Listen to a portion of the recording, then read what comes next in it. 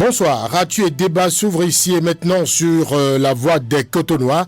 Radio Cotonou, merci de nous rejoindre sur ce rendez-vous de décryptage de l'actualité. Au sommaire, nous parlerons entre autres du limogeage de la directrice de l'administration du parti UPR, Union progressiste Le Renouveau, également la séance de vérité organisée en début de semaine entre acteurs, producteurs et structures d'inspection suite aux rumeurs de l'existence de fer à béton hors norme au Bénin. Ce sera avec Distella Moussou et Arimi Choubadé, nos deux partenaires du jeudi sur cette émission. Arimi Choubadé, bonsoir. Oui, bonsoir Bill.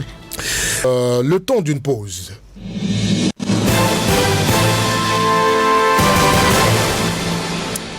À nouveau, bonsoir et bienvenue sur Actu et Débat de ce jeudi, dernier numéro de ce mois d'octobre. Au Bénin, Christelle Rondonoubo n'est plus la directrice de l'administration du parti Union progressiste Le Renouveau UPR. Elle a été relevée de ses fonctions par le président du parti. C'est à travers une décision en date de ce lundi 28 octobre 2024. La camarade, je cite, la camarade Christelle Rondonoubo, épouse Ali Oza, révoquée des fonctions de directrice de l'administration du parti pour faute grave. Fin de citation à Rémi Choubadé. Faute grave, décision forte. Enfin, moi je ne comprends pas grand-chose. Dans le même temps, je ne peux pas leur en vouloir. On a toujours parlé ici de la grande opacité et de l'amateurisme qui guide ces partis politiques qui malheureusement utilisent nos impôts. Grande opacité et amateurisme. C'est des mots forts, Arimi. Oui, c'est ça que ça vous a dit que je ne peux même pas leur en vouloir. Parce que ils peuvent plaider le fait qu'ils ne sont pas formés pour le job et que ça peut prendre des décisions comme ça. Je sais pas, c'est une entreprise, c'est le chef d'entreprise qui n'était pas satisfait de la performance de son employé et qui a pris ce tâte-là. Ou s'ils sont vraiment des camarades, et donc qui ont des instances de gestion. Et là, on allait nous, comment on appelle ça, décliner le processus qui a été utilisé pour aboutir à ce résultat. Sinon, c'est comme si un bon matin, je ne sais pas si c'est le président. Le processus, c'est-à-dire? Oui, ça dit que c'est une instance. D'abord, je ne sais pas si la dame a été recrutée avec un profil bien déterminé. Et que par rapport à ce profil, elle n'a pas respecté les cahiers de charge. Je suppose. Mais on peut nous décliner que conformément à son cahier de charge, à son profil, à son grade, etc., cette faute-là ne devait pas être commise par elle. Et que par conséquent, c'est une incompétence notoire et on peut la décharger.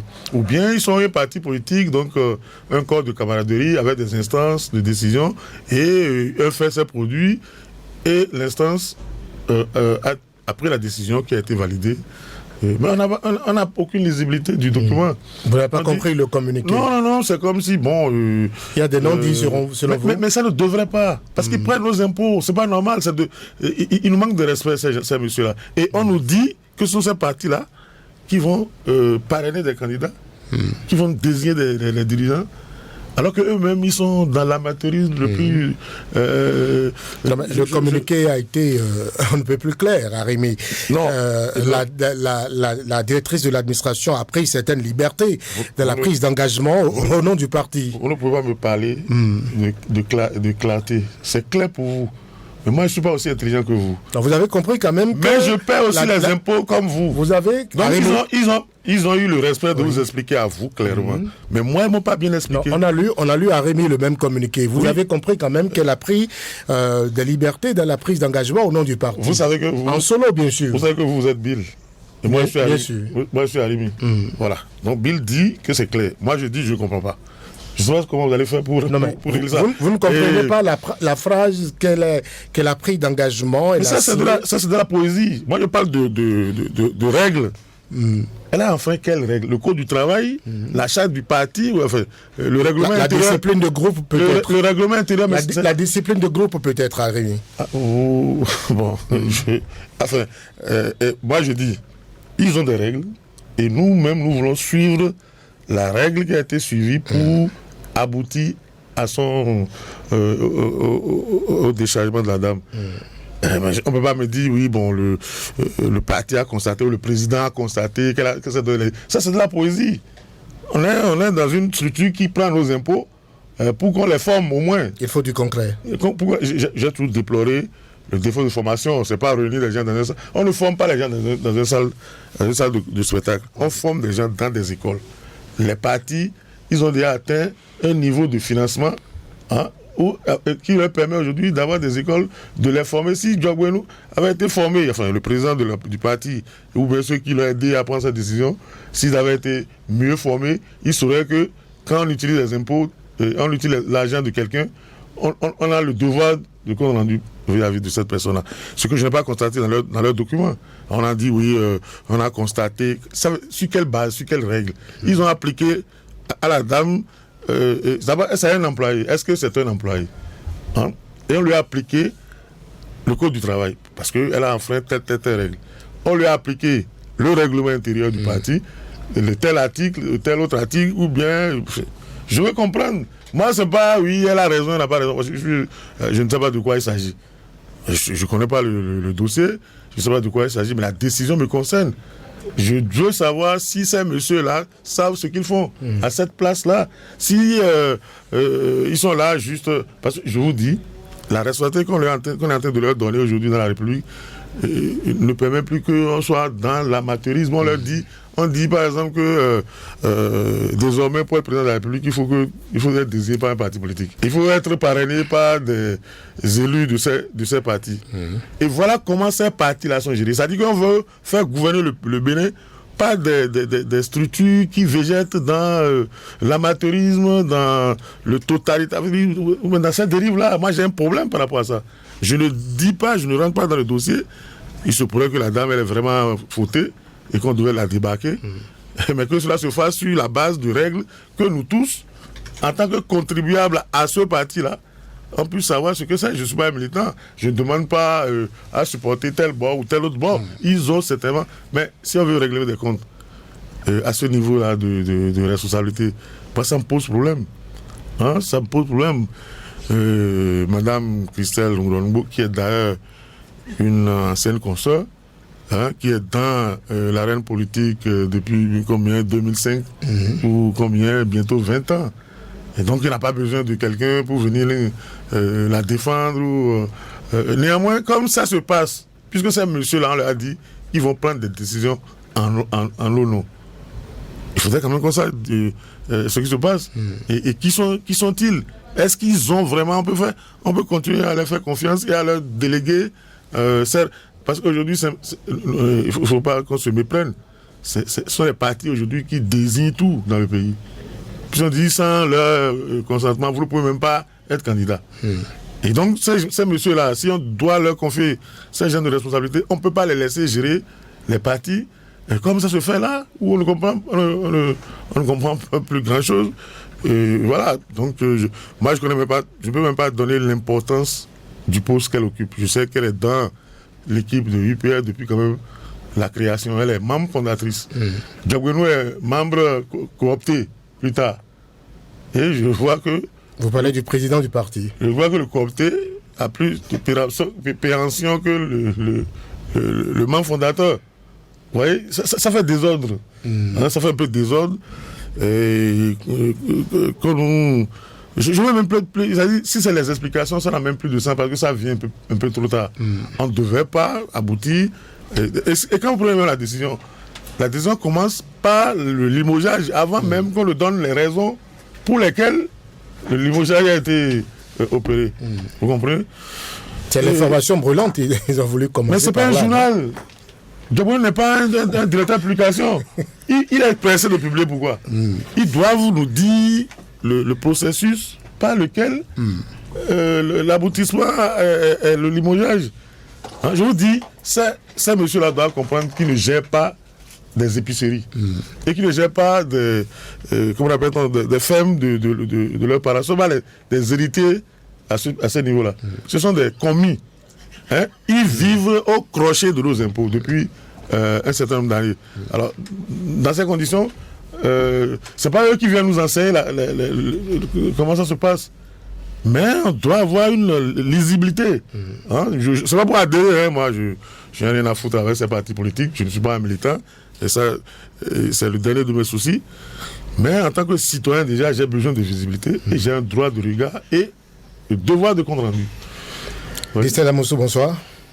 Bonsoir à mes auditeurs, bonsoir à Presbyl a été dit, bonsoir à Rémi Choubal. Je dis bonsoir aux techniciens. Vous avez appris la révocation de la directrice de l'administration du parti Union Progressiste. On en débattait avec Rémi Choubal qui estime que le communiqué est confus. Écoutez, je ne suis pas dans le secret des dieux. Moi, j'en ai le cœur très serré. Je suis d'une famille et je constate que dans ma famille politique, il y a actuellement des soubresauts. J'en souffre et je fais mon deuil en silence. Et je ne donnerai pas l'occasion aux voisins de venir critiquer ce qui se passe dans ma maison. Les voisins sont qui? Les voisins sont Arimi Choubadé, les voisins sont les autres qui pensent qu'ils ont le droit d'analyser et de dire ce qu'ils pensent de chaque acte qui se pose chez moi. Oui, nous sommes en démocratie, ils sont libres. Mais je dis, les sujets qui concernent ma famille politique, figurez-vous, je ne suis pas de l'UPR, hein, je suis du Bloc républicain. Et je suis d'une famille politique. Et donc, à partir de ce moment-là, je ne permettrai pas à n'importe qui de venir discuter, n'est-ce pas, les activités ou les choses qui se font chez moi. Cependant, je continue de manifester ma tristesse dans le contexte actuel au regard de tout ce qui se passe chez moi. Et mon souhait va être que, au sein de ma famille, nous puissions nous parler, nous puissions régler nos problèmes à l'interne. Et donc, je ne me donnerai pas le droit de critiquer une décision d'instance d'un parti frère au mien. Je ne me permettrai pas de prendre position dans un pareil débat. Oui, Arimi disait, nous avons besoin de formation. C'est vrai. Et je l'ai toujours soutenu. Les militants ont besoin de formation. Les instances ont besoin d'être formées. Mais formées en fonction des formats que nous avons librement choisis à l'interne, en fonction des curricula que nous nous sommes donnés ou nous allons nous donner.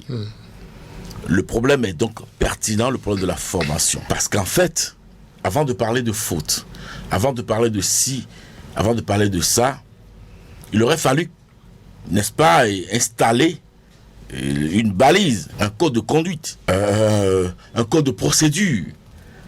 Et voyez-vous, et donc moi, c'est des choses... Il n'y en a pas alors. Je n'en sais rien.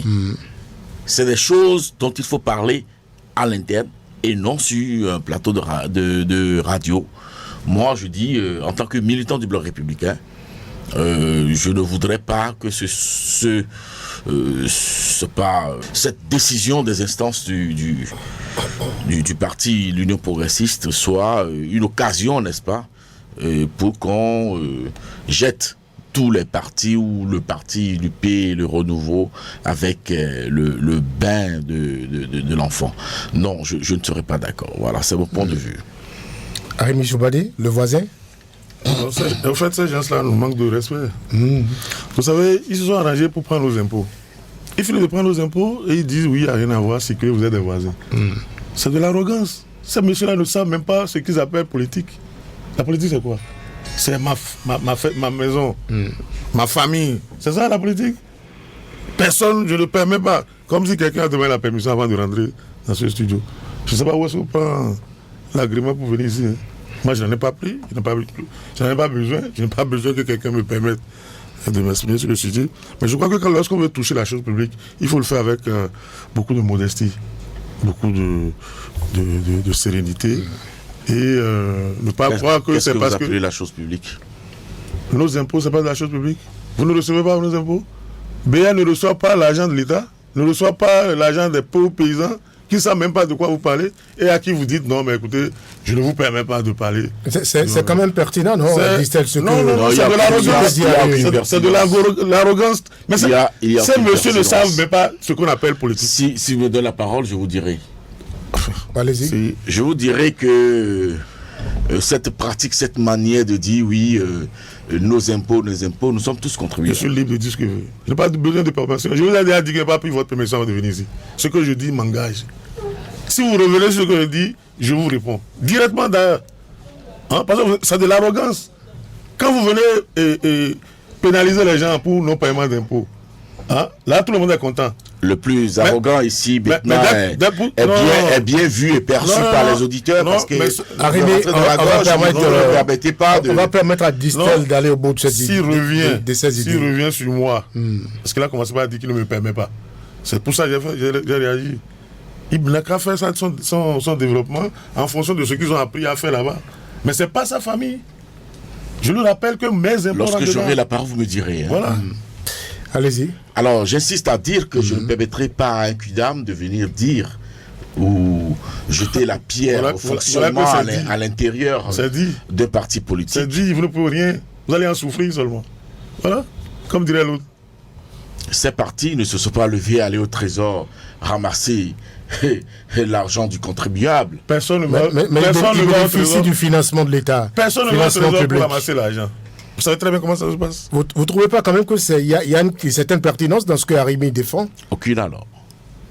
Pourquoi le dites-vous? Et s'il me le permet, je le dirai. Allez-y rapidement, allez-y. Vous savez, un parti c'est un fonctionnement. Un parti c'est des militants. Un parti c'est un format bien connu. Voyez-vous? Et donc, dans le parcours de militants ou dans le parcours du fonctionnement d'un parti politique, il peut y avoir des couacs.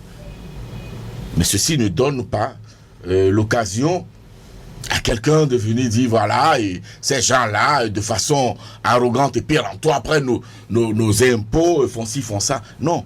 Il faut que nous apprenions dans ce pays-là à se parler, à parler à l'autre, à respecter l'autre. Non. Je m'inscris en faux contre... Arimi ne refuse pas qu'il y ait des couacs. S'il vous plaît. Il dit que le communiqué sorti manque est touffu d'imprécisions. Voilà. Il n'est pas...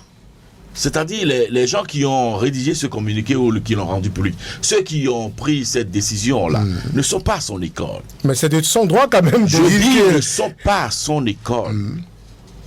Pour recevoir de lui, n'est-ce pas, un dictat de fonctionnement ou d'attitude. Il n'est pas militant de l'UPR, mais il est contribuable. S'il vous plaît, c'est son droit le plus absolu en tant que journaliste d'analyser un fait.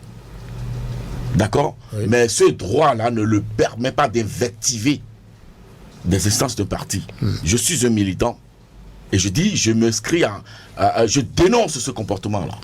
D'accord. Voyez-vous? Oui, on a lu un communiqué. Oui, il y a eu une décision, n'est-ce pas, émanant des instances supérieures du parti Union Progressiste Le Renouveau.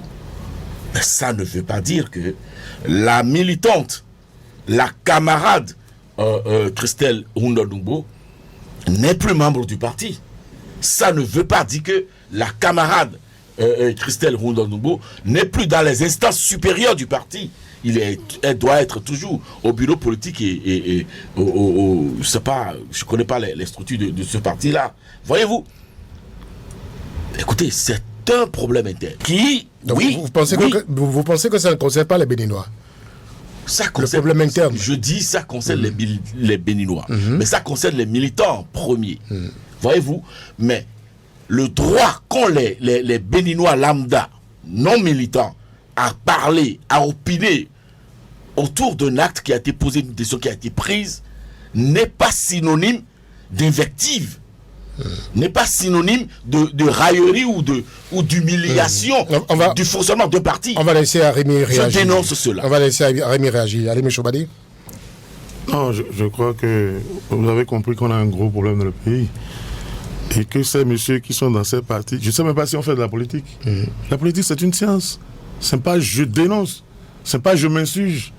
Et puis j'ai bien précisé que je ne veux même pas rentrer dans les détails de la pertinence ou non, mais que je ne comprends pas.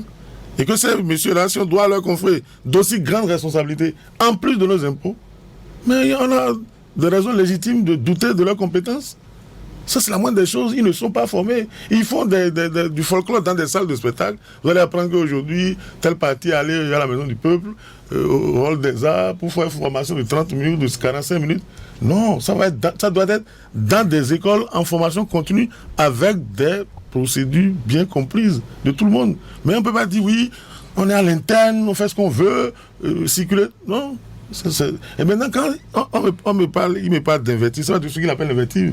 Parce qu'il a dit que ce sont mes impôts, c'est de l'arrogance. Quand eux me disent, je prends ton impôt, mais tu te tais, ferme ta gueule. Vous savez, est-ce que pour vous payer vos impôts, on vient vous demander votre permission pour dire, s'il vous plaît, monsieur, si vous voudrez bien payer vos impôts, on le prend avec force, avec pénalité, avec des sanctions. Maintenant, pour l'utiliser, les gars nous disent, écoutez, on s'en fout. Vous êtes qui? Ma famille, je ne vous permets pas. C'est ça l'arrogance, c'est ça l'invective. On va évoluer dans les échanges. Vous voyez, vous permettez, Distel? Je vais relever l'intoxication qui vient oui, allez-y. Qu'on vient de glisser habilement. Au Bénin, on ne force personne à payer les impôts. Jusqu'à preuve du contraire. Et je le mets au défi de me prouver le contraire. Les impôts sont déclaratifs au Bénin. Vous comprenez?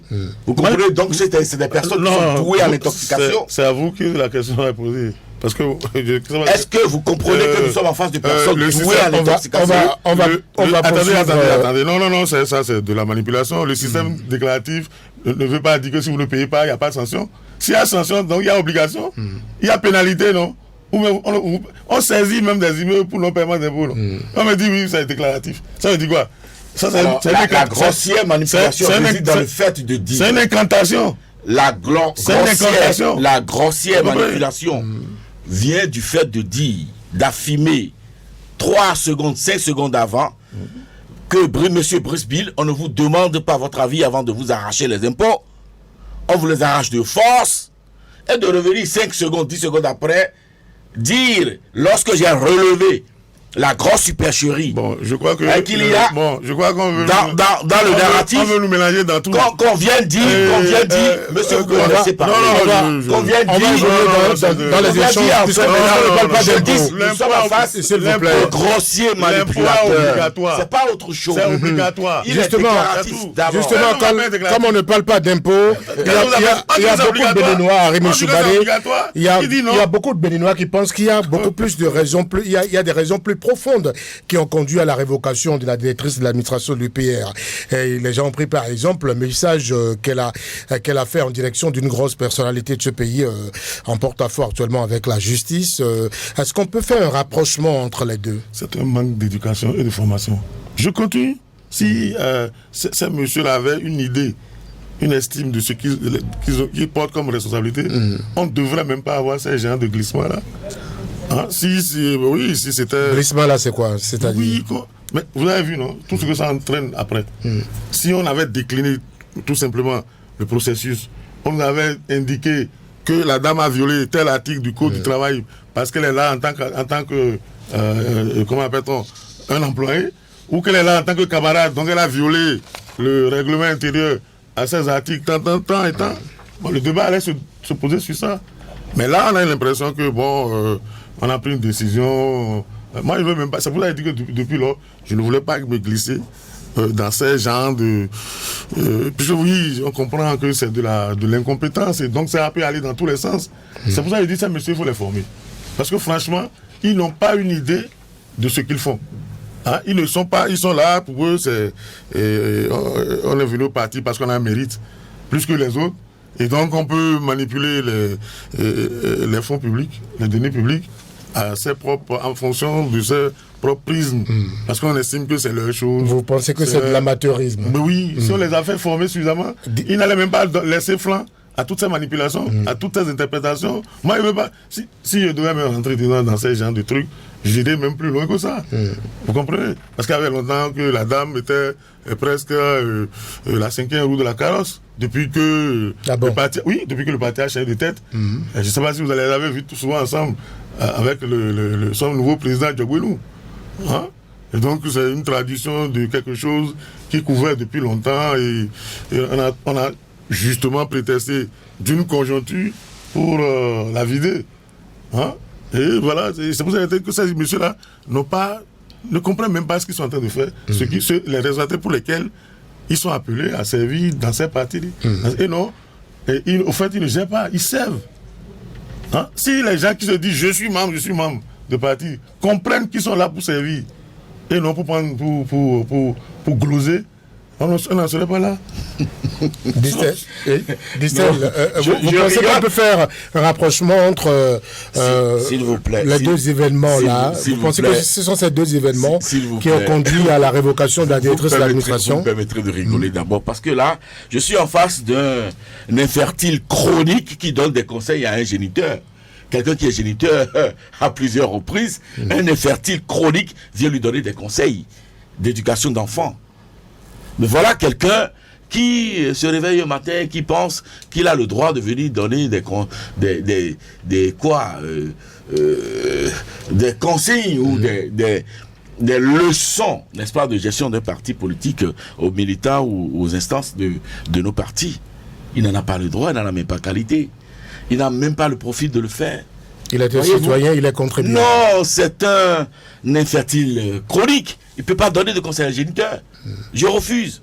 Voyez-vous, écoutez, nous sommes dans la réforme du système partisan. Ça veut dire que plus rien ne peut se passer aujourd'hui comme cela se passait lorsque nous avions connu dans ce pays 300 ou 400 partis politiques. Lorsque nous avions connu, n'est-ce pas, des mécènes qui étaient des patrons de partis ou que des partis politiques qui étaient dans les garages ou dans les sacs, dans les véhicules.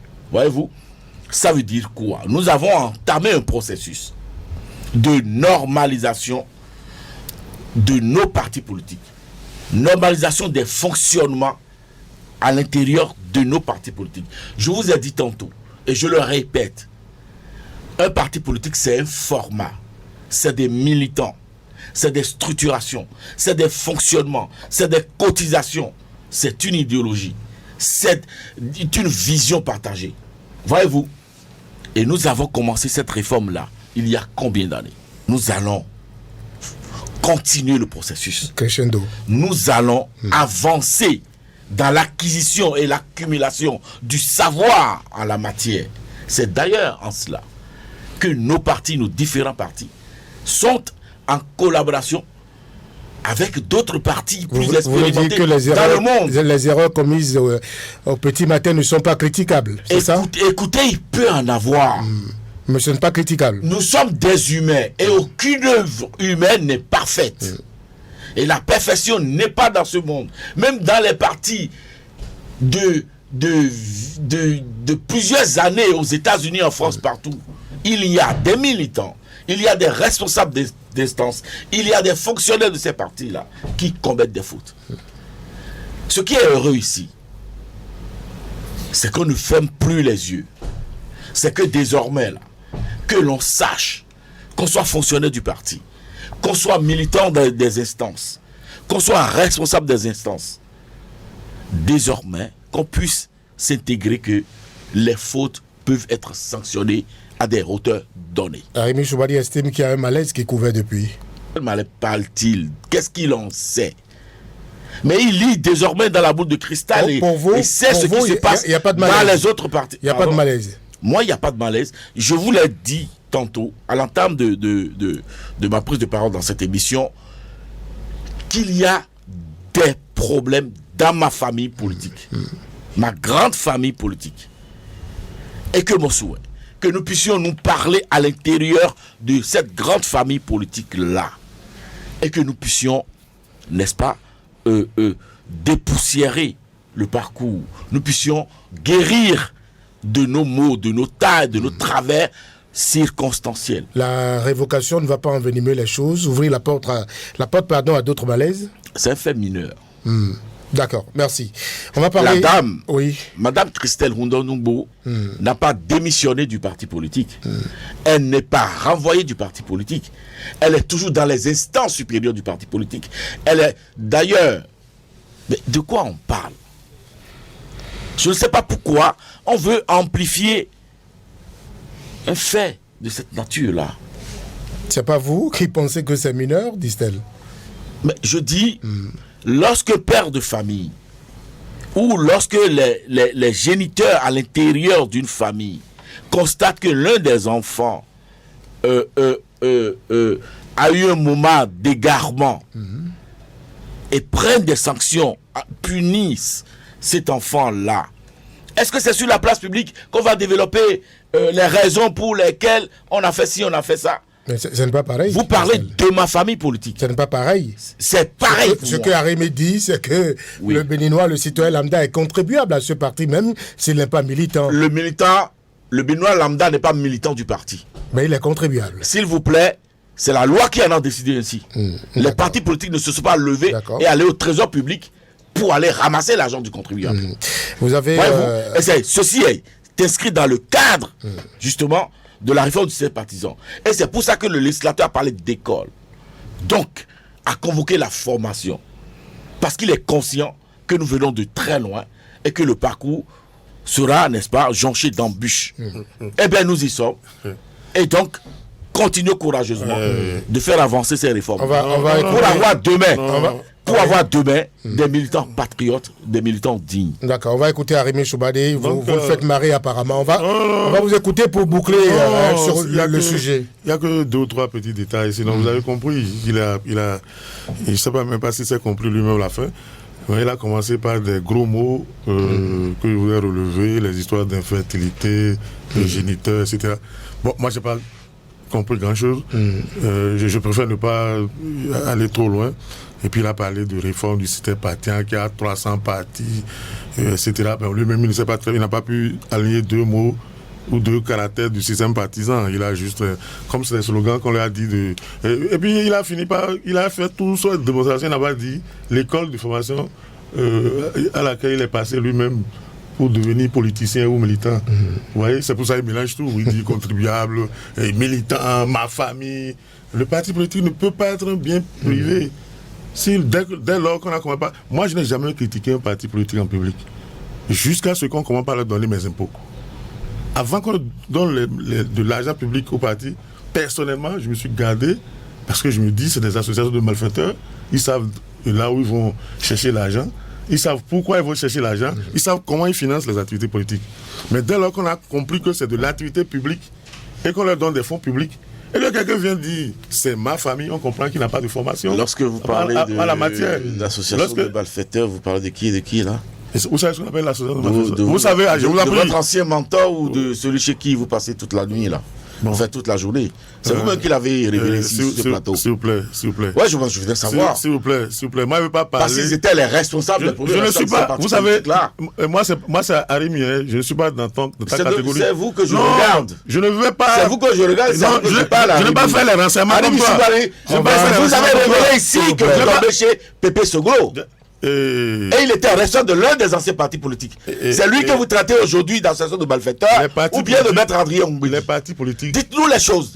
Mettez des noms sur vos gros mots que vous utilisez. Bon, que ce soit clair. Vous n'allez pas venir blaguer les gens ici, les auditeurs, ou embrouiller tout le monde. Non, je suis pas vous. Non, moi non plus, je ne suis pas vous, Harry. Donc vous... moi, je suis distant, on va boucler. Vous n'allez pas tout le temps embrouiller les gens. On va passer, s'il vous plaît, à un autre sujet. Christelle, s'il vous plaît. Arnaque, tricherie sur les normes, fausses déclarations, corruption et bien d'autres supercheries dominent le marché du fer à béton au Bénin, malgré l'arrêté interministériel de juillet 2023 par le ministère de l'Industrie et du Commerce, le ministre du Cadre de Vie et des Transports en charge, bien sûr, du développement durable, qui exige l'application de la norme de l'Agence nationale de normalisation de métrologie et du contrôle qualité.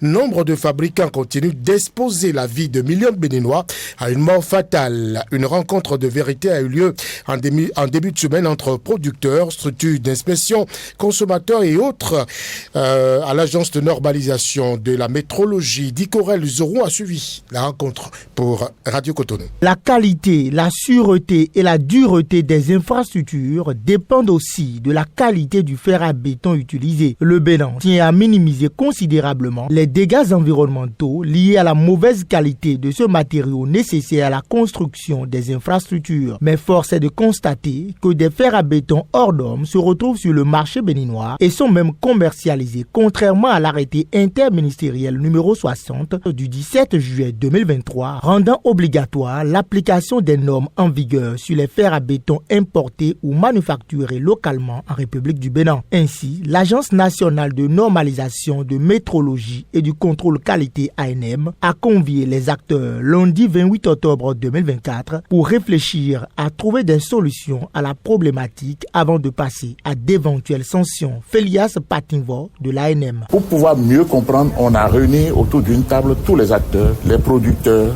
les structures d'inspection pour pouvoir réfléchir ensemble pour savoir si, en dehors des règles qui sont fixées par l'État, s'il y a d'autres pratiques qui sont faites dans le domaine. Et c'est pour cette réflexion que nous sommes actuellement ensemble tous autour d'une table en train de poser le diagnostic pour pouvoir trouver les solutions pour y mettre un terme. Dans cette lutte, l'ANM peut compter sur l'association des consommateurs. Ernest Bagidi. Depuis quand l'arrêté a été pris, la norme est transformée désormais en un règlement technique. Donc on s'y conforme, on importe, on produit, on ne s'y conforme pas, on est opposé à la loi. Et d'ailleurs, cet arrêté a fait ressortir les dispositions de la loi 2007-21 portant protection des consommateurs à la République du Bénin. Et dans cette disposition, il y a des mécanismes qui sont prévus en termes de sanctions. L'esprit de l'autorité n'est pas tout de suite la sanction, c'est pas le plus important, mais c'est la sécurité et la vie des consommateurs qui est engagée. À partir de ce moment, il est impératif que les acteurs puissent s'informer, puissent se conformer aux dispositions prévues par les normes et les règlements techniques. De toute façon, nous, de notre position, nous allons continuer la veille. Cette séance permettra à l'ANM et ses partenaires de faire l'état des lieux de la situation à la date du 28 octobre 2024 et de réfléchir sur les stratégies à mettre en œuvre pour y trouver des solutions adéquates. Merci Dicorel Zoron pour ce reportage. Pourquoi y a-t-il, Arimi Choubadé, toujours des fers à béton en normes en circulation sur le marché béninois malgré toutes les dispositions prises pour contrer le mal? Non, enfin, avant de continuer, je tiens quand même à préciser que, vous savez, aujourd'hui, nous avons des problèmes. Tout le monde sait que nous sommes empêtrés dans les difficultés. Et on a eu espoir dans les partis politiques. Hein? Non, s'il vous plaît. Non, je vous en prie. Non, s'il vous plaît, Arimi Choubadé. C'est moi qui parle. On a fini sur le sujet. Non. D'ailleurs, même, quand on va même aborder ce sujet, vous comprenez. Vous savez, là, on est en train de parler des mesures de gestion. C'est-à-dire qu'on a constaté des problèmes particuliers dans la pratique et on veut prendre des mesures. Et quand vous suivez même ce qui se passe, vous avez l'impression, d'abord, on a consommateurs, pouvoir public, autres acteurs qui parlent presque de la même façon. Ça, si vous comprenez, il y a un problème. Il y a déjà un problème à ce niveau-là parce qu'on ne sait même pas qui... on est dans la pensée unique. Et c'est d'ailleurs pour ça qu'on devrait avoir les partis politiques, on devait avoir comment on appelle la déclinaison politique de l'habitat, parce que tout ça là est contenu dedans. Et ça devait être une politique globale où on ne devait pas être en train de régler les crises par chose là. Et c'est d'ailleurs pour ça que on a estimé qu'il faudrait quand même... Parce que pour élaborer des politiques publiques, il faut avoir la science. Il faut être formé, c'est de ça qu'on parle. Il faut être formé. Et c'est pour ça qu'on est abouti à ces financements des partis politiques. Et je disais qu'avant ça, c'était considéré comme des associations de malfaiteurs. Maintenant, si quelqu'un, parce qu'il veut régler les comptes à Ongweji ou à Soglou, il le met là mon nom. Moi, je m'appelle Arimi Choubadé. Je ne m'appelle pas André Ongweji. Je n'ai jamais été membre de son parti. Je ne m'appelle pas Anisefo Soglou. Je n'ai jamais été membre de son parti. Voilà. Bon, maintenant, pour revenir à ce que vous êtes en train de dire, c'était pour vous dire que si c'est des mesures de gestion, ça c'est le rôle de l'exécutif. C'est-à-dire que quand il y a des déviances, c'est normal que l'exécutif contacte les acteurs pour essayer quand même de... Mais là encore, on n'a pas l'impression que les victimes elles-mêmes étaient associées. C'est vrai qu'il y a ce que vous pouvez appeler association de consommateurs. Hein, j'ai entendu un de leurs responsables. Mais pour que les consommateurs eux-mêmes puissent être pertinents dans la défense de leurs intérêts, il faudrait qu'eux-mêmes ils soient à un niveau comment l'appelle-t-on, de compréhension et de formation assez élevé pour comprendre le phénomène. Sinon, et puis vous savez, aujourd'hui, qu'est-ce qui se passe? Quand il y a une règle qui est trop compliquée à appliquer chez nous, on passe à côté, on peut aller prendre dans le pays d'à côté parce que les normes l'ont prévu. Et c'est d'ailleurs pour ça qu'il faut avoir une politique sur l'habitat pour permettre que comment on appelle, le citoyen ne spécule plus sur les matériaux, il spécule sur le bâtiment. Hein, déjà construit, ça veut dire qu'on suppose que les normes ont été respectées. On a fait une activité de masse, une industrie en ce moment-là, sur les matériaux, sur les mécanismes. Et là, on a déjà réglé le problème du foncier, etc. Et comme ça, chacun ne serait plus obligé d'aller acheter du fer à béton en vrac, où il ne doit pas acheter, parce que je crains qu'il n'ait pas les moyens de contrôler toutes les mesures qui vont être prises. Par contre, si le citoyen, il est exempt parce que vous avez vu ce qu'ils ont fait comme logement social qui est inaccessible au commerce des Béninois. Et donc, les gens vont continuer à spéculer sur ces matériaux-là, avec tous les risques que nous comprenons. Donc, moi, je me dis, pourquoi continuer à spéculer sur ces détails-là, plutôt que d'aller dans une vraie politique de l'habitat, pour permettre aux citoyens de ne pas être obligés d'aller chercher la meilleure qualité de fer, la meilleure qualité de ciment, la meilleure qualité de ceci, de cela, alors qu'il n'est même pas un spécialiste. Il va passer toute sa vie pour construire sa petite maison et il n'aura jamais la paix.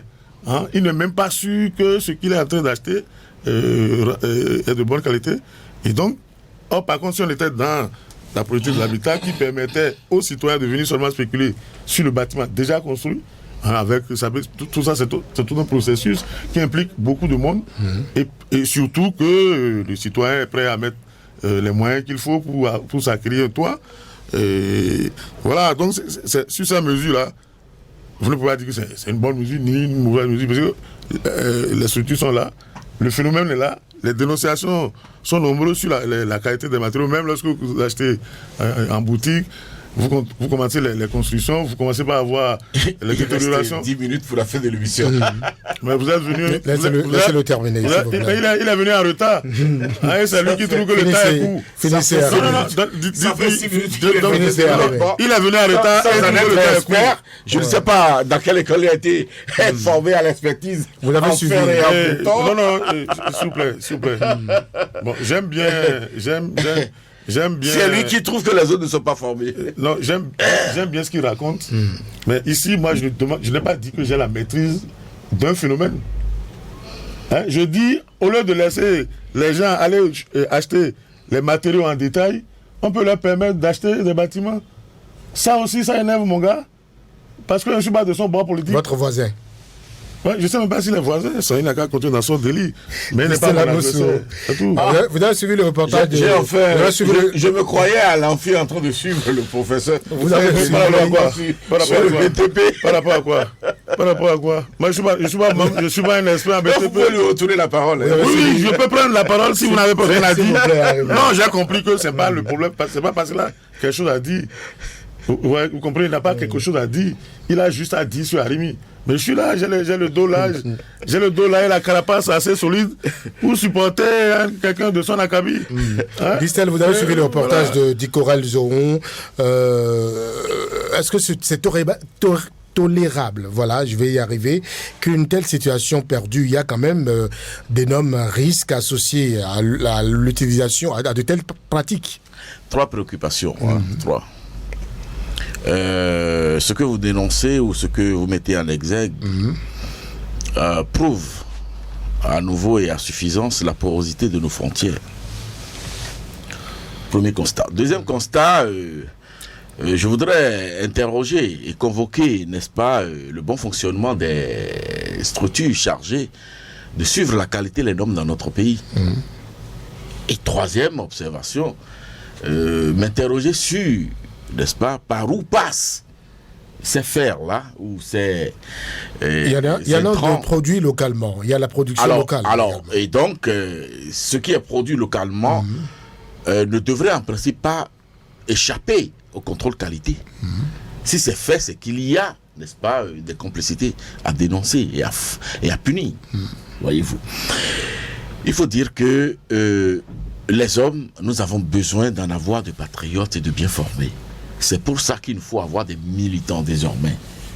Voyez-vous, à la tête, n'est-ce pas, de la gestion de la chose publique.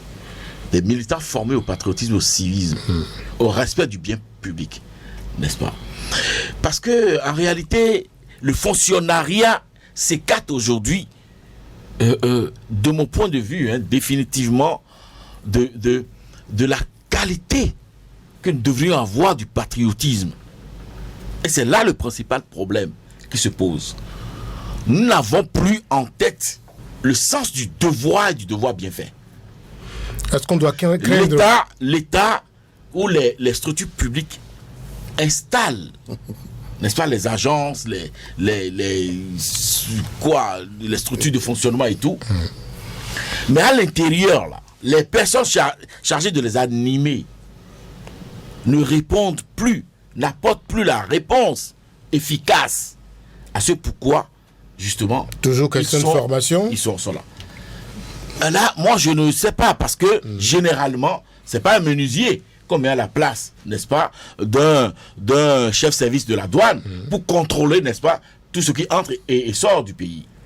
Alors, est-ce qu'on doit ça n'est pas un meunier qu'on met à la place de la police ou des agents de forces de sécurité publique chargés, n'est-ce pas, du contrôle de le Bénin est en chantier depuis plusieurs années et tout. Est-ce qu'on doit s'inquiéter de la qualité des fers à béton utilisés sur ces chantiers-là, puisqu'il y en a en circulation? C'est la grande question. Je vous la pose, cette question. Et ça, c'est la grande question. Et ça, c'est l'État qui se la pose. Mais le citoyen lambda, qui va sur le marché, acheter ce qu'on lui propose, sans, n'est-ce pas, en être détenteur d'une expertise de qualité pour dire ce que j'achète là, est-ce que c'est de bonne qualité? Si l'État, en tant qu'entité responsable, laisse le marché, n'est-ce pas, inondé par des intrants de mauvaise qualité, la responsabilité incombe à nos autorités. D'accord, merci. Ils doivent assumer, n'est-ce pas, pleinement Qu'est-ce qu'il a dit de nouveau? Moi, il n'y a pas compris ce qu'il a dit. Oui, Arimi, qu'est-ce qu'il a dit de nouveau? Est-ce que vous avez une idée de comment vérifie-t-on la conformité? Est-ce que l'ANM en a suffisamment les moyens? Non, moi, je vous ai déjà dit, si on continue à laisser chacun aller chercher des clous, des tôles, du fer, on aura toujours ce genre de situation. Quand on en arrive à une politique plus globale de l'habitat, pour permettre aux gens de venir quand le bâtiment est déjà prêt. Comme on a fait, mais j'ai donné l'exemple des logements sociaux, qui n'est pas le bon exemple parce que à la fin, le coût revient plus cher. Mais si on devait faire ces gens de projets... Nous sommes dans un contexte, dans un environnement où ça ne peut pas prospérer. Ça ne peut pas prospérer parce que chez nous, au Bénin, c'est de notoriété, chacun construit chez soi à son rythme. Chacun construit c'est une proposition chez soi à son rythme. Non, c'est de l'utopie. C'est de l'utopie. Lui-même vient de dire que le citoyen qui va payer quel outil là pour vérifier, c'est ce qu'il a dit lui-même. J'ai interpellé la responsabilité. Moi, je ne suis même pas dans ces détails. Je dis, tous ces problèmes-là, ça va continuer tant que il n'y a pas une politique plus globale. Et j'ai cité l'exemple des logements sociaux, mais le gouvernement en place à sa politique et l'a proposé. Maintenant, si on devait faire un truc sur une plus grande échelle, c'est sûr que les matériaux vont être, comment appelle-t-on, contrôlés dès leur arrivée par des spécialistes, et jusqu'au bâtiment. Ce n'est qu'au niveau du bâtiment que le citoyen lambda peut intervenir. Merci. À ce moment-là, on ne serait plus dans ces petits... Mais d'accord, je voudrais quand même... Comme il y a la science infuse sans être formé, il peut toujours continuer je voudrais quand même que vous dites un mot sur la consommation locale, le mois de consommation locale. Ça, oui, il faut déjà que les autorités, ça se boucle aujourd'hui. Il faut déjà que les autorités... Comment inciter... Attendez que je pose la question. Il faut déjà, n'est-ce pas, que les responsables, les autorités soient des modèles.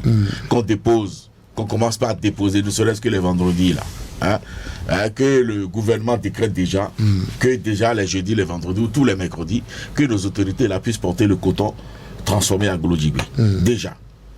Et que au niveau des mairies, les responsables au niveau de nos communes puissent donner l'exemple. Et que nous commençons par consommer effectivement ce que nous produisons. Et mettre un accent particulier sur la qualité de ce que nous produisons. Arimi, comment inciter les Béninois à consommer véritablement local? Le mois du consommation local s'achève aujourd'hui. Est-ce que vous pensez que ce mois seul suffit? Non, Non, ça c'est administratif. Ce sont des budgets, tous des événements qui existent. Et l'année prochaine, on va exécuter encore. Mais bon, il y a d'autres politiques plus globales sur la production. On nous a dit qu'il y a Dans ce studio, vous êtes le premier consommateur local. Hein? Je ne sais même pas si c'est local. Moi, je l'ai acheté sur le marché. C'est très local. Non, je vous en là, prie. vous n'avez pas bien vu. Moi, j'ai porté du coton de Glodjigbe. Voilà. Ok, vous pouvez toucher. C'est compris. Bon. Je suis un exemple. Arrêtez, je vais aller boucler rapidement. Non, je n'ai pas porté du venu du Nigeria. Ça, c'est venu du Nigeria ce qu'il a porté. Ces genres d'événements deviennent folkloriques. Ça, c'est du Nigeria. Qu'on répète chaque année. Quelles sont vos propositions pour inciter les Béninois à véritablement consommer local? Moi, j'ai mes origines au Nigeria. Oui, évidemment, ça vient du Nigeria. Je suis local. Donc, moi, je suis local. Regardez. Quelles sont vos propositions rapidement? Non, pour inciter les Béninois. Non, la consommation relève d'une politique plus globale. C'est pas si le produit est disponible et de moins cher et de même le fil qui a servi à broder. Si le produit est disponible et le prix est de la Turquie. On n'a pas besoin de forcer. Merci à Rémi Choubadé et à Distel Lamoussou, nos invités de ce jeudi. Patrice Bédia, Job Tikpe, Brice Bill a été dit. Vous remercie d'avoir suivi Actu et Débat de ce jour. Bonsoir.